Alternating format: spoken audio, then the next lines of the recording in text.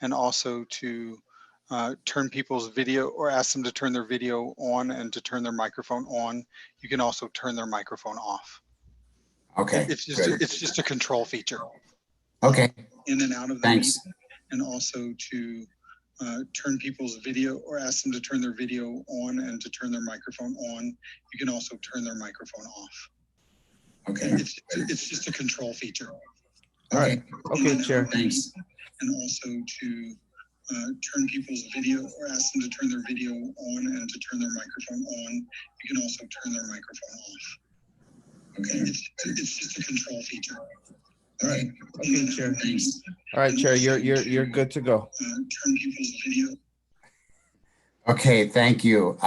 This is Gil Sorg, City Councilor, Chair of the Transportation, Sustainability and Infrastructure Policy Review Committee. It's been a long time.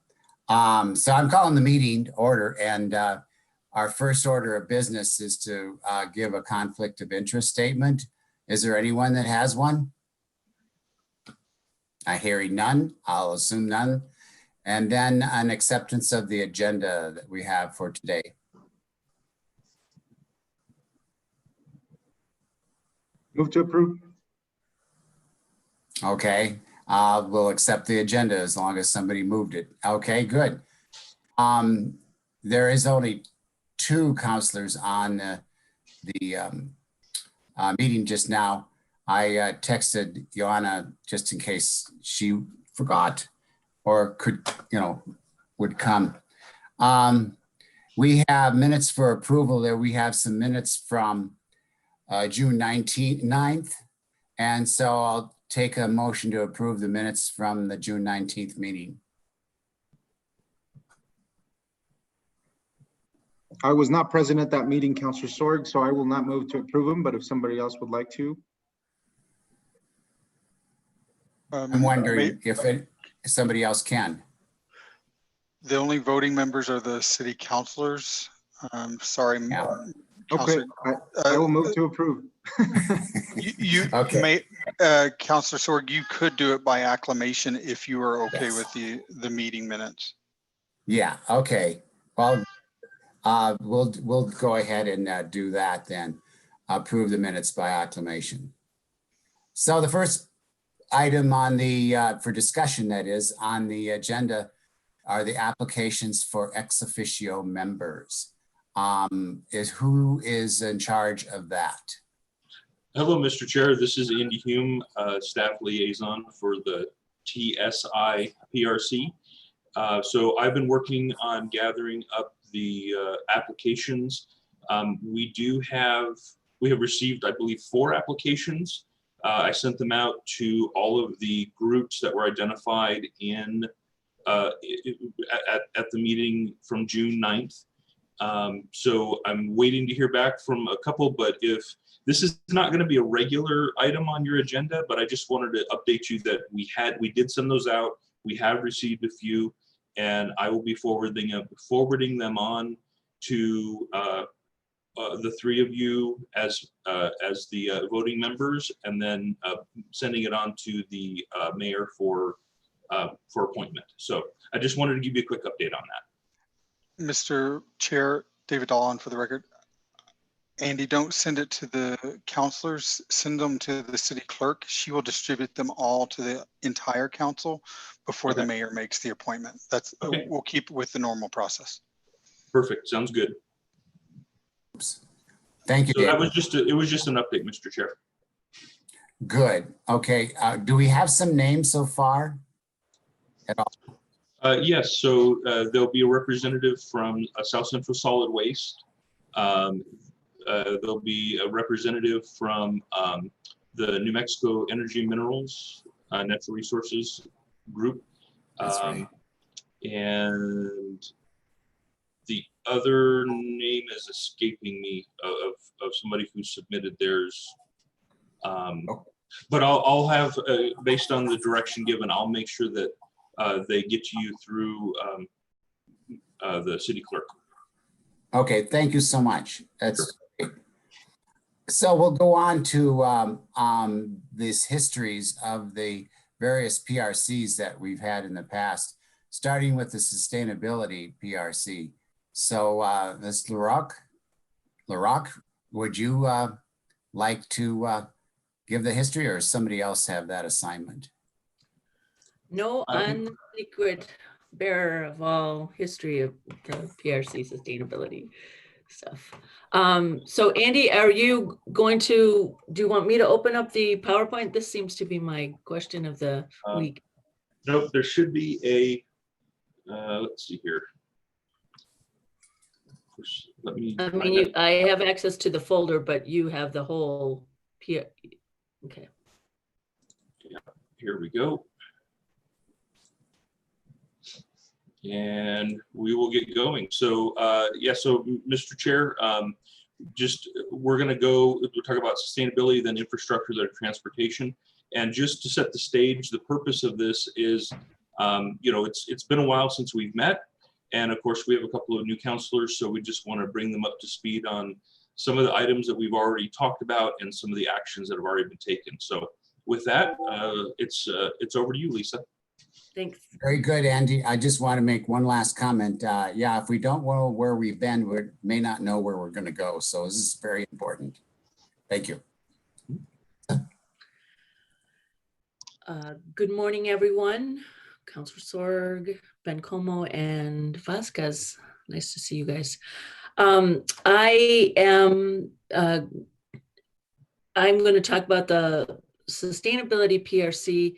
We only had 5 meetings. The sustainability PRC was the last one to come on board. We started in September. We had a meeting that was just the overview of sustainability programs. What happened? My screen just went blank. Oh, you guys. We could still see it. Oh, okay. I got a new computer. This is my excuse du jour. And it is not behaving properly at all. So It happens. I see it. So so we spent in October, we talked about renewable energy projects, and in November, we discussed electric vehicle adoption, and on February, we discussed climate change, urban heat, Nevada Cool Corridor project, and a quick discussion of plastic bags. And then in March, we talked about complete streets and green infrastructure. And because these were all this was such a new area for everyone, most of these really just discussed projects that were occurring, and we didn't have any policy decisions that came up from it. So I'm ready for the next slide, Andy. So I wanted to bring you up to date on what the direction was that sustainability was taking in the next year, and a lot of that has to do with resilience. And the 3 focus areas that are on the sustainability strategic plan are to decrease energy cost burdens in frontline communities. So that dovetails well with the pandemic and how supporting low-income communities with their utility bills is an immediate strategy, and long-term looking at energy efficiency programs, building codes, benchmarking buildings, and green jobs would be the long-term strategies that we would be working on. The second one is addressing urban heat for vulnerable populations.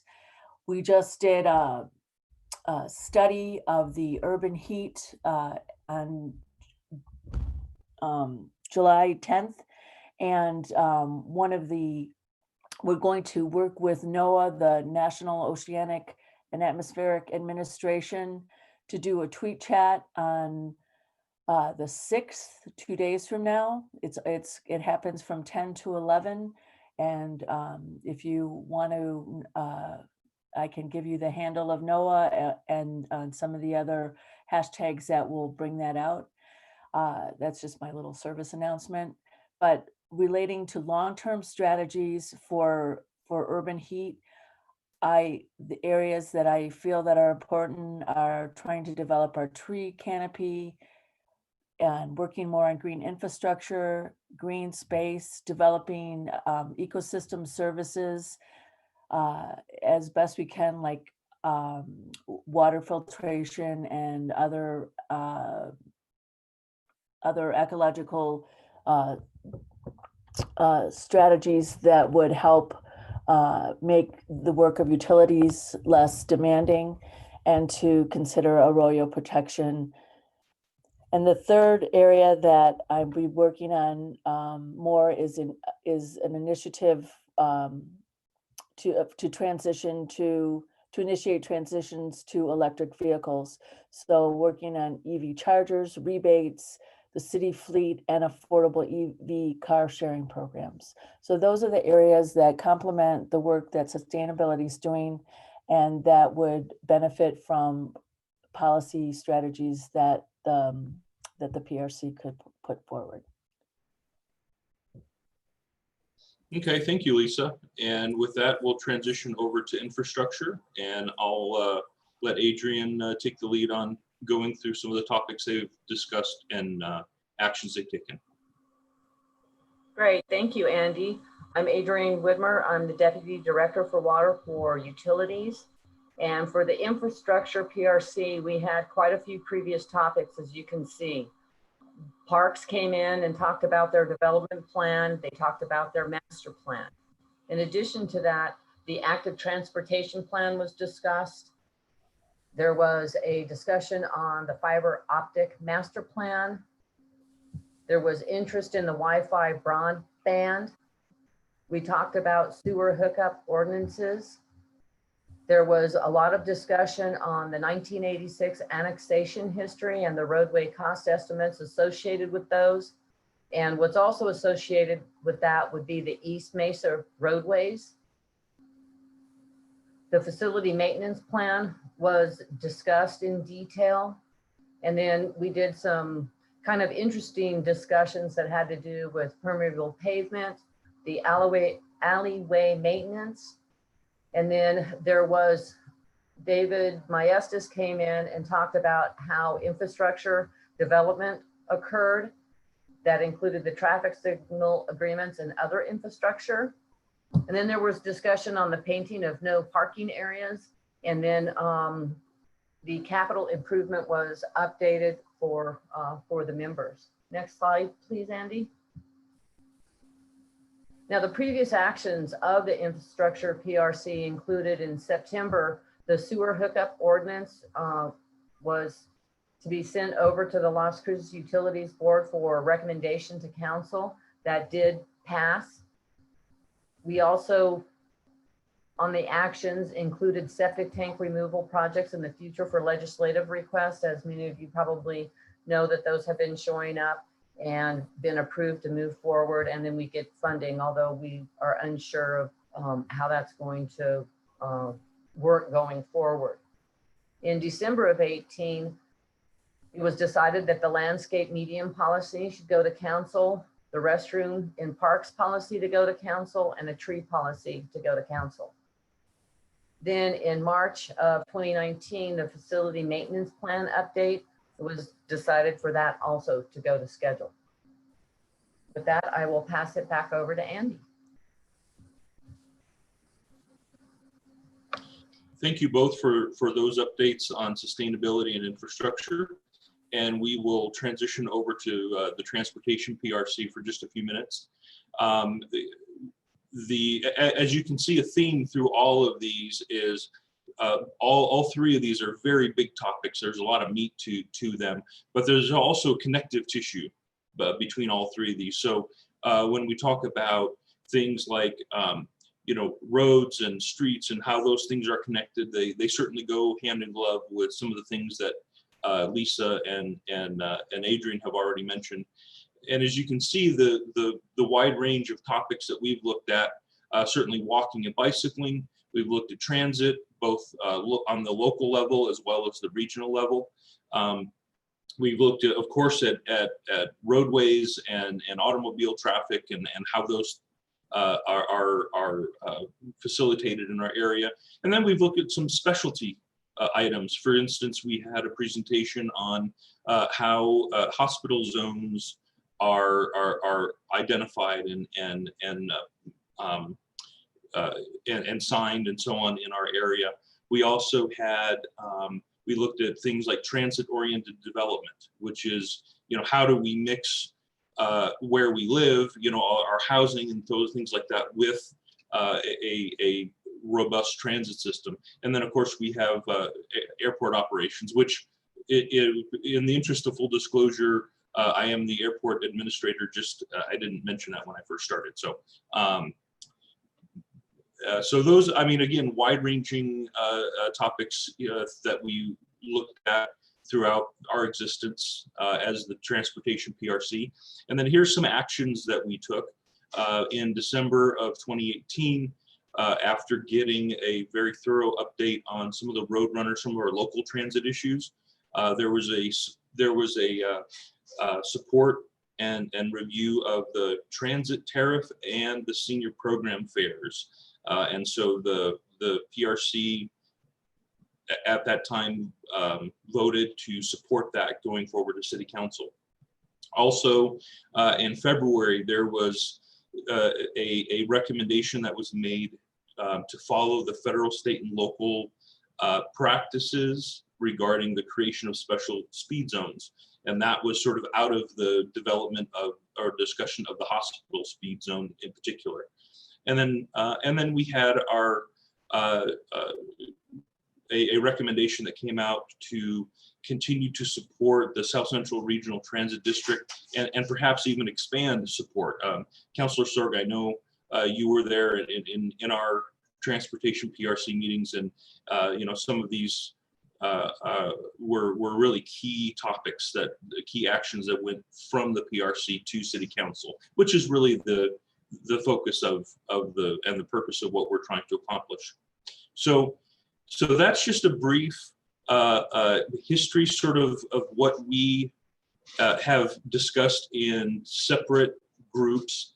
And so I just wanted to sort of sum up as far as discussions that we've had about, what are the opportunities of this PRC?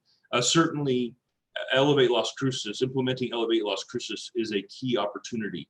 And we have, the short-term work program that outlines a lot of projects and policies and topics and so on that we can pull from.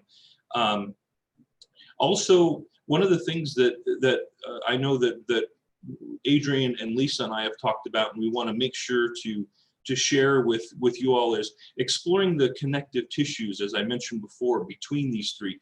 Each one of them in and of themselves is a very large topic. So how do we bring the topics together between them and have this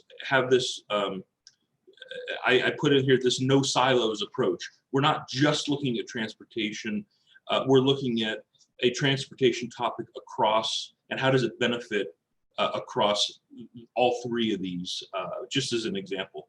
And then I always like to end with sort of an action statement in this case: contemplate, collaborate, and innovate.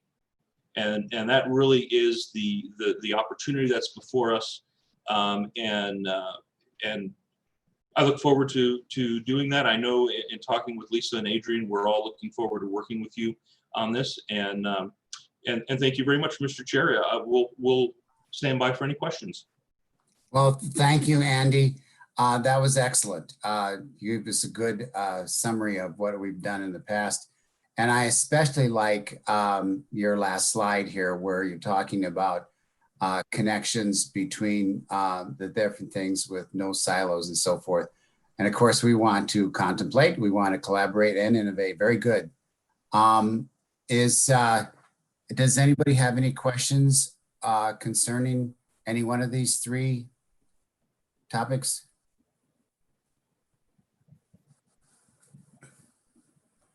A couple things came to my mind as we were going through this.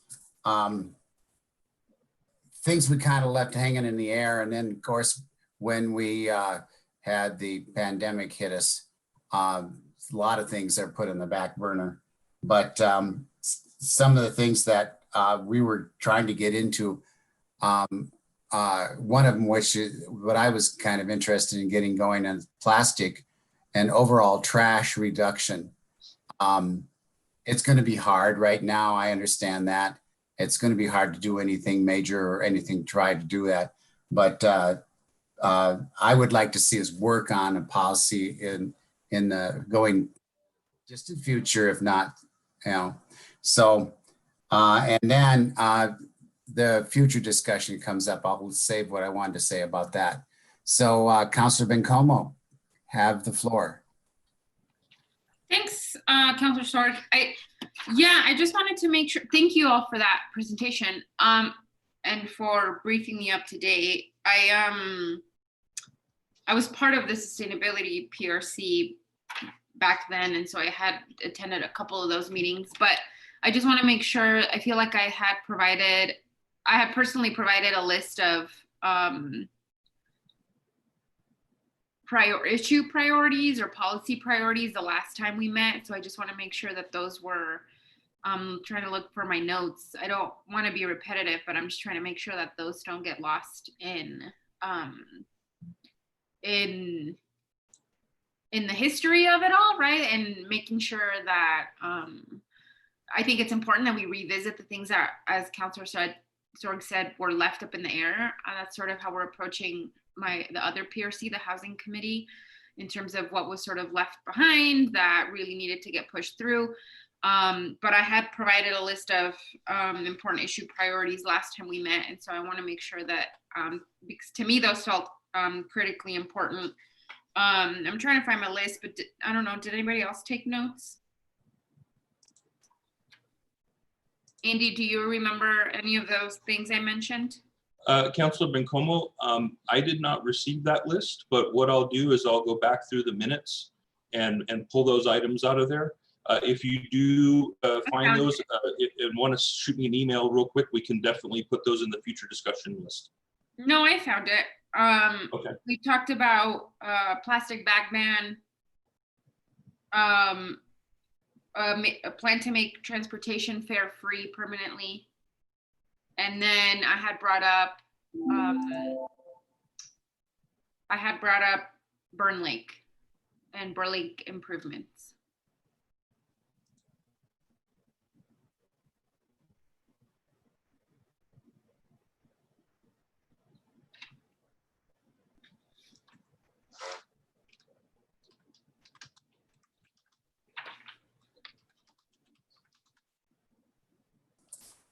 I guess I was talking there and I didn't have my microphone on. So I'm thinking of Burn Lake, or should we call it an unlake until it gets some water in it?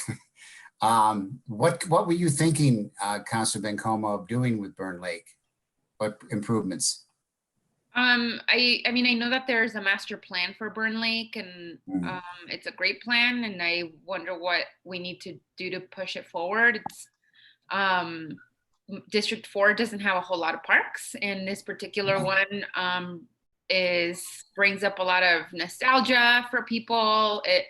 But it also has great potential. I know there's a plan for a small dog park. So I'm just curious about, and then, you know, it's gotten kind of a bad rep for who hangs out at Burn Lake now. And so I just want to make sure that it's actually invested in and we pay attention to it, because I think it's such an important part of the city, and particularly District 4. Very good, very good. You're carrying on the legacy of Councilor Small. He pushed for Burn Lake improvements all the time, so that's great. Yeah, I agree. It's an important part of the city for sure, and District 4. Mr. Chair, this is Yes. Andy. Just a quick question. Councilor Bencomo, I got 2 of the 3 items. Which item am I missing? Do you see my screen here? I'm taking notes. I don't see your screen, but I can repeat it. I had Burn Lake improvements, master plan, and a plan to make transportation public transportation fare free permanently. That's the one I'm missing. Okay. And then through that, I had also talked about, which we couldn't remember if there was or wasn't, but we had talked about an app for public transportation for folks to be able to pay with their phone, find lines and times and all of that. Okay. Yeah, in fact, I think the transportation department or our public transit department, it's a better name for it. We've been talking about that a lot. I'm on the advisory committee. There's a ex officio member, and it's been mentioned going back some time, years even, about apps for that, for the scheduling thing.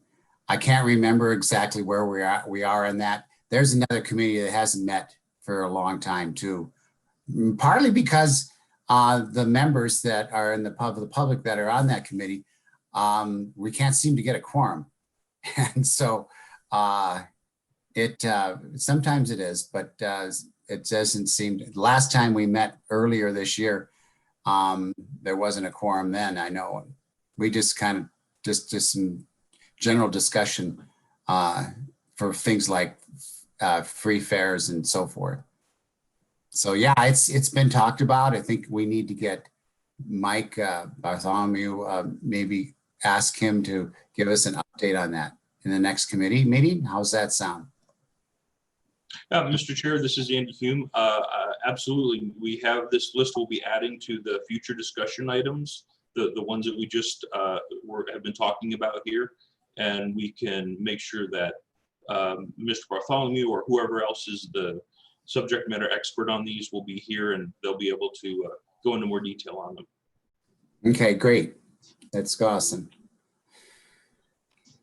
Okay, any other questions? Does Councilor Vasquez have anything to add? Hey, Chair Sword, thank you. No, I'm actually just thinking about some of the past policy discussions that were mentioned earlier and getting an update on where some of those perhaps are at. In particular, I'm interested in moving the plastic bag ban forward. And I know we've discussed this for quite some time, and I want to make sure that with the new PRCs that we perhaps set timelines for when policy is discussed in PRC and when it goes to council. I would like for this committee and other PRCs to perhaps have an actionable timeline attached to each discussed item. And so perhaps if we are discussing something that will turn into policy or some type of administrative change, that as we enter those discussions, we decide if this is something we're going to want to bring before council or something that we're going to want to suggest to city management or whatever action it might be, that is clear from the start and that we have a timeline to get there. And so in particular, like I said, the plastic bag ban is something we've been talking about for at least a year and a half and have discussed at various points bringing it to council, but still has not happened. And so we just, for me to make these meetings effective, for us to all use our time effectively, I know staff has a lot to do. That's something I would request that we perhaps focus on at the beginning of each discussion item. What's the end goal of each one? Well said. I agree. Yeah, I agree. That's a very good idea. Thought I've had in the past myself. In fact, I'm glad you brought it up, Councilor Vasquez. Good. Okay. Councilor Sorg? Where are you? Lisa. We lost you, Lisa. Oh, Go ahead, Lisa. There I am. Okay. I don't know if it's an appropriate time, but I just wanted to bring up just put some more content to the idea, to the plastic bags. We worked on the plastic bag ban before the elections last November, and we got to the point of actually writing out the whole draft ordinance, and we were doing outreach to the public. So we've gotten really far on the ban, and we were asked to table it, not table it, to table it during the elections, and then we came back to the pandemic. So it is far enough along that we could move it forward without much of a problem. I just like. Lisa, thank you. I appreciate that. Chair Sorg, if I may just respond to that. You know, I think we sometimes struggle with this as council in terms of the policies that council want to see before the full council, and what the mayor wants to see, and the mayor's and the council's power to put things on the agenda is, as you know, Lisa, equal when there's a majority of the council that agrees to put something on the agenda. So in a public meeting, right, if I'm sure you all know this, but you know, 4 of us decide we want something on the agenda, we can put it on the agenda, but oftentimes that is circumvented by the power that the mayor has if he doesn't want to see something on the agenda. So we sometimes have to do that. But I would just hope that within this PRC, if it's decided that we want to put something on the agenda, whether it's through the mayor's request or through the mayor's action, or if it's us on the members of the PRC asking another fellow councilor at a public meeting to join us in putting an item on that PRC, I don't think that timeline should be any different, whether we want it or whether the mayor wants it. And hopefully that's something that with a new city manager, he understands that there's a balance and a weight in power, whether it's pre-election or post-election. You know, I think that's our job as councilors to make sure that we're implementing our vision. And the mayor can disagree or agree, but that's what's in our charter, and that's what we want to move forward. And so I would hope that when those discussions happen internally, if the mayor doesn't want to do something, but we as a policy review committee want to do something, that we have equal opportunity and the equal sharing of information, so that we are able to do that as appropriate, and that doesn't violate the Open Meetings Act, because I think we lose out on far too many opportunities when we don't go that route. So I just wanted to put that out there so that we don't miss those opportunities. But I understand the sensitive position that staff is in, especially if it comes from the city manager or administration. But wanted just to put that out there. So thank you, Lisa, so much for all your work. Thank you, Chair. Mr. Chair, this is Andy. So if I'm hearing correctly, then definitely we want to bring the plastic bag ban at the top of the next meeting's list of discussion, and so that we can take a look at the proposed ordinance. Am I hearing that correctly? Yes. Okay. All right. And then what we'll do is the other items we'll make sure are on the list, either probably a couple of discussion items per meeting, I would imagine, so that we can get a little more in depth, and then we'll make sure that the other items are on for future discussion. Yes, good. Okay. Well, what we used to do with the PRC, if any member of the committee has a topic or an issue they want to discuss or bring up in the meeting, just let us know ahead of time, and we'll stick it on the agenda, you know, as long as it's 72 hours, or at least 7 hours. And if it's something that requires a lot of research, we maybe better have a few weeks, in fact, give time to do that. In fact, we better have 2 weeks, or a few weeks, I should even. Okay, very good. Anybody else have a comment or a question about these histories? Mr. Chair, if I might just share a couple of pieces of information, just as a matter of update here. Let me see here. Let me go back to share my screen. So I've been taking some notes here. Taking some notes on some of the items that we've been discussing, some of the high points, to make sure that these get on there. And I just want to share with you a couple things. First of all, this is the when we were talking in the presentation, this is the short-term work program that City Council adopted back in February. I believe it's about 4 pages long, and has some really great items that would directly relate to what we discuss in this PRC. So what I can do is I can send that around to everybody as a follow-up from this meeting.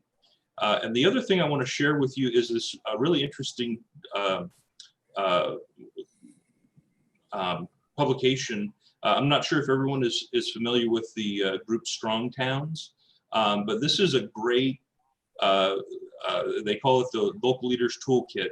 And there's some really great items in here, some of which relate to sort of, well, we're sort of past the immediate response, but certainly there are a lot of things in there that are very close related to conversations that have been going on in other PRCs. And then as we get into, you know, what they're calling phase 2 and phase 3, you know, there's some items in here that could very well relate to topics that you may want to see on future PRC, TSI PRCs as well. So I'll go ahead and share this with you all again as a brief follow-up for the meeting.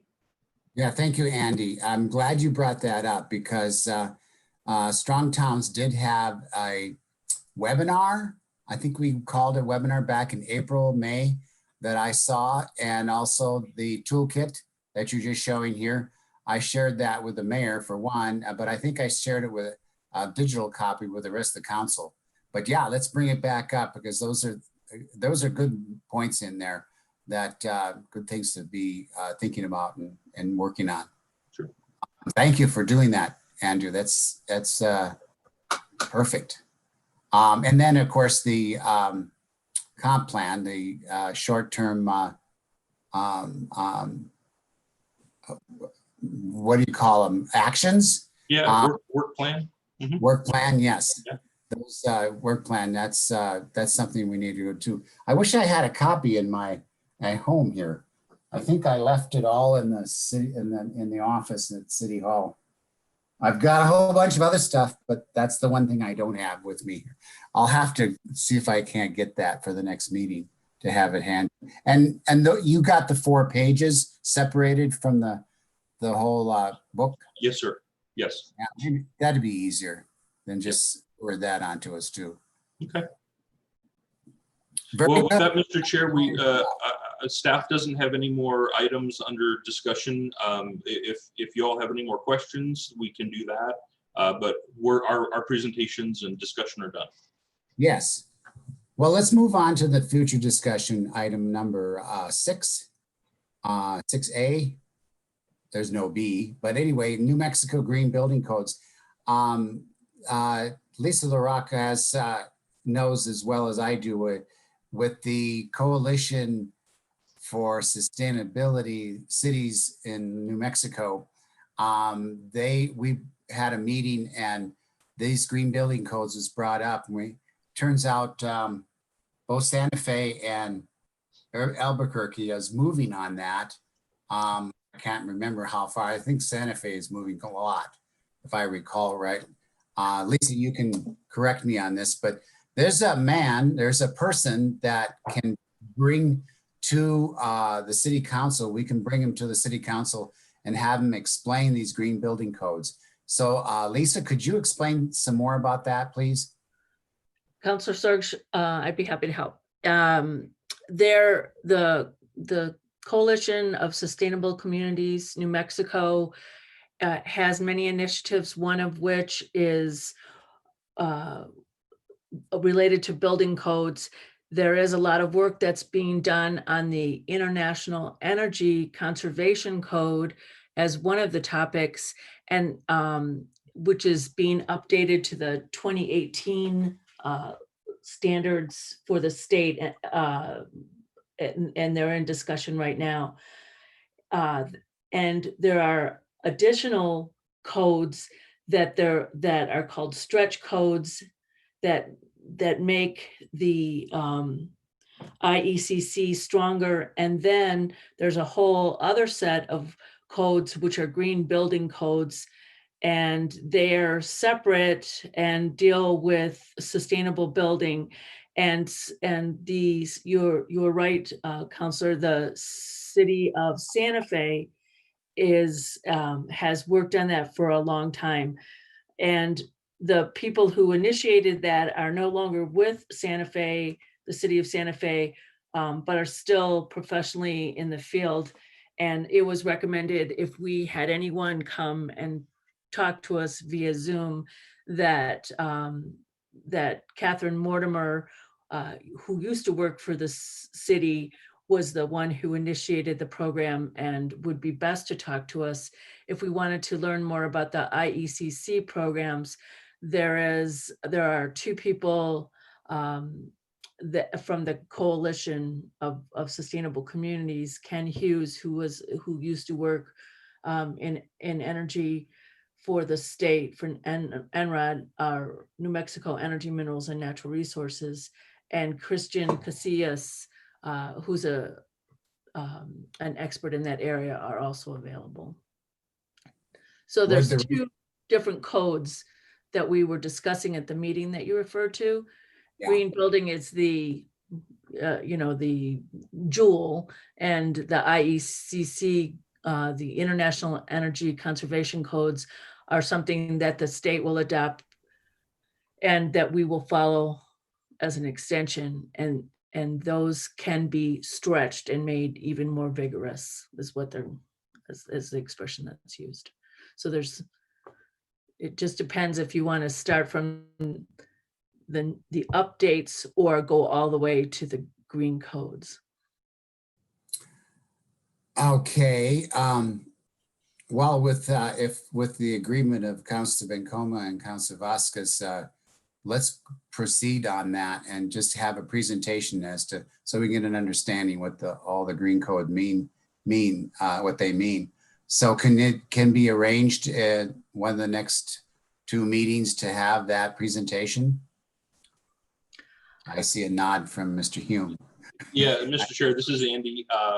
I think we have our two key discussion items for next meeting. The first one being the plastic bag ban, and then we'll have New Mexico green building codes as a second discussion item.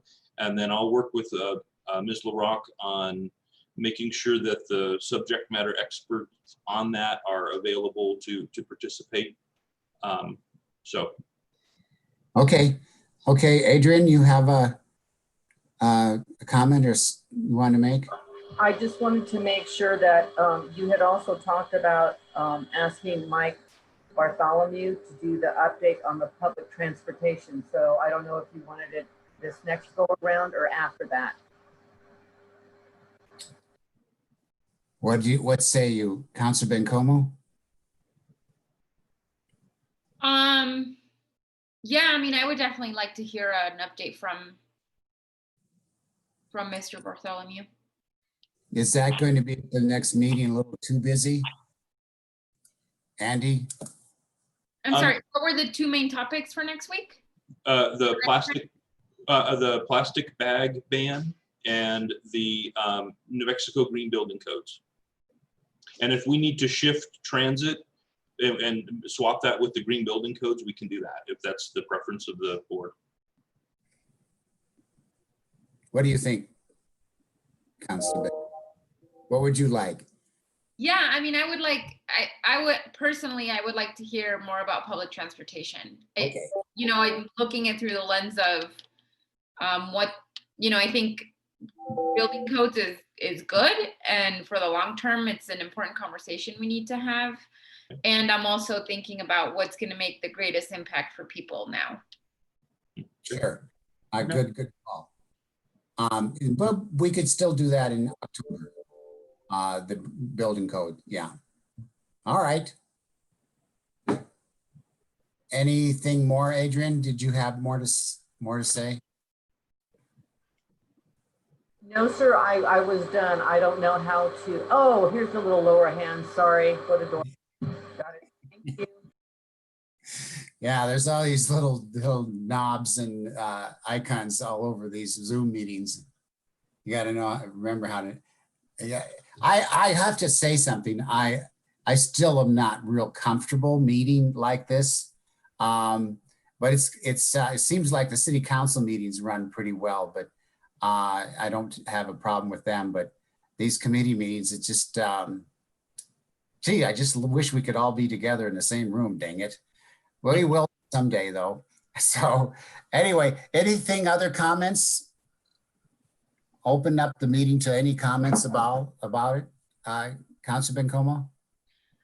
Thank you, Chair Sorg. I don't know where this fits, Adrienne, and maybe if Delilah's on, but I know Councilor Sorg that you're also on the utilities board with me, but given our tour, our incredible tour a couple weeks ago, something that I left away with was that conversation we had about the wastewater treatment facility and pushing the state to perhaps allow the Las Cruces utilities to run a pilot program for to further, if you will, rehab that water at the facility for other use, potentially even making it drinking water again. And so I don't know if I'm getting that wrong, Delilah, if you're on, or even Adrienne, but I was really I really hooked onto that. I think Dr. Garcia particularly and other folks, really believed in that's a possibility, and that Las Cruces Utilities has the potential of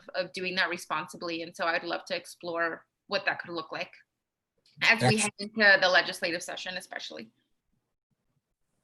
Good. And so I don't know if that's here or I should bring that up at the utilities board. But given that I have two utilities staff members here, I wanted to bring that up. Good call. What do you And say? Councilor Bencomo, Councilor Sorg, Delilah here.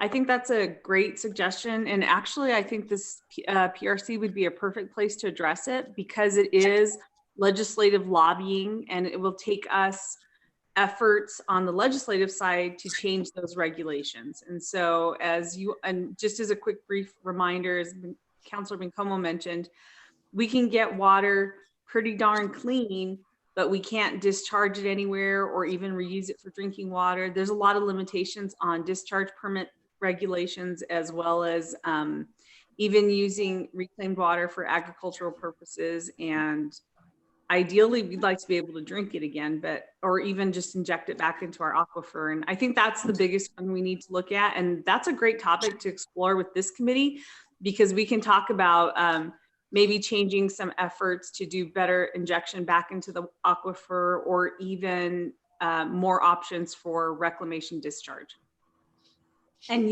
more use than discharge. And if I can also add to that, that actually is part of the 10-year action plan from the 40-year water development plan to actually discuss those types of measures and what it's going to take. So as part of that 10-year action plan that we're working on, that will be brought up, and what those hurdles are and what it's going to take to make it happen.